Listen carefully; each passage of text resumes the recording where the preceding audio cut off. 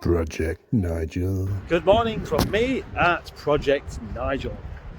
Now, more and more people are starting to call me Captain Mustard, and I like that. That's the coolest nickname I've ever had, and certainly the best one I've ever invented for myself. Most days I come into work here with very little idea of what I'm actually going to do. I just have a mental list of things that I need to be cracking on with, but today's different. That's right, this morning I have a little trip planned out for me and Project Transit Face. The only trouble is I can't get hold of the guy now. So in the meantime, I need to be doing something else with this and its respective wheels. Now, one of the things I have liked about the cold is having buckets of water everywhere and then these special ice frisbees developing on the top that I can fling around without causing any harm. But I mean, it's warm now, relatively speaking, but take a look at this thing. Look how thick that ice frisbee is. Look at that compared to my hand. That's about 4 inches thick. 4 inches thick ice. That's amazing. Back to the wheels and Project Kev, the custard missile. You may have noticed that some wheels are black and some are silver, and that doesn't look great. Not that it matters, because it's just resting in the yard with a blown head gasket. But I have 2 sets of wheels, one black, one silver. So why it's taking me so long to think about doing this, I don't know, but I'm going to change 2 wheels and then put the other set up for sale, so I can have some money. Money's important. I like money. I also like beer. But for the moment, pasties will have to do. And I have some of those in the fridge. And I'll be eating some of those before very long indeed. So, wheels.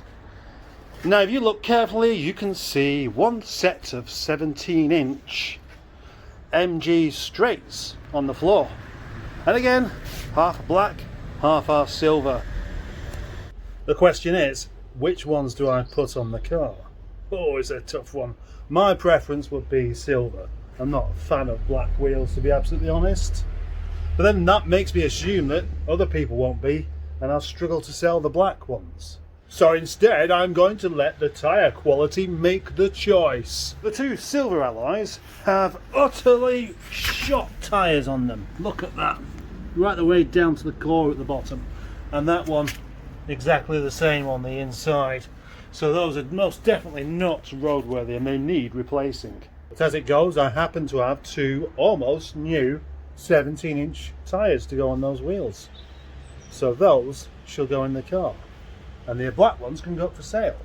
As we can see here, the tread on the black wheel there is plentiful.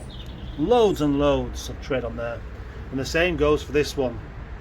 That is right up until you get to here.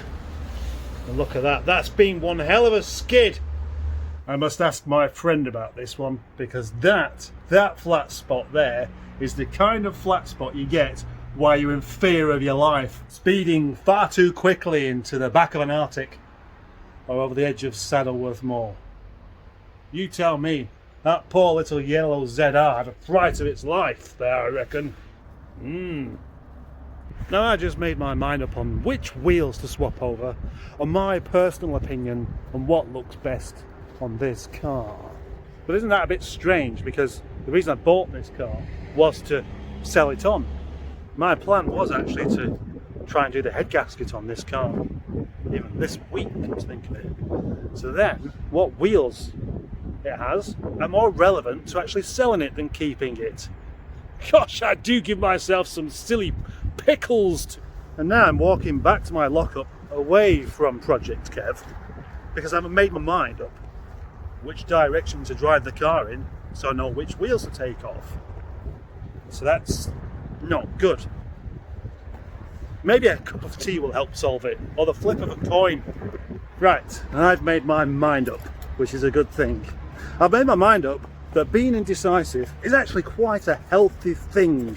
It's a healthy situation, And do you know why? Because when I can't decide what I'm doing, I wander around the yard like some sort of custard-coated toy soldier, scratching my head and getting lots of steps in. So that's how I remain so healthy. And now I need a wee. Now this really wouldn't be any fun whatsoever if I could find the locking wheel nut key, but I can't do. So let the jollities begin.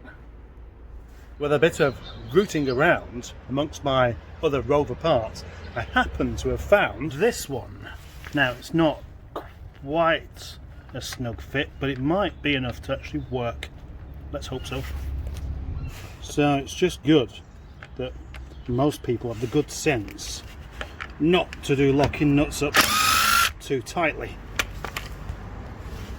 And there we have it. One set of 17-inch straights in silver on the floor, and one set of 17-inch straights in black on the car. I think we can safely call this a Project Kev video now. And with that in mind, I think I shall celebrate by eating a cold pasty.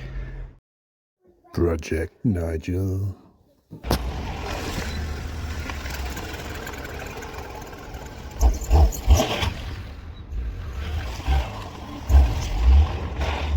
As I was giving that a nice little test drag over the yard there, I was hoping to feel for the flat spot in the tyre to see how bad it was. But on this bumpy, uneven ground, it's very difficult to tell, to be absolutely honest.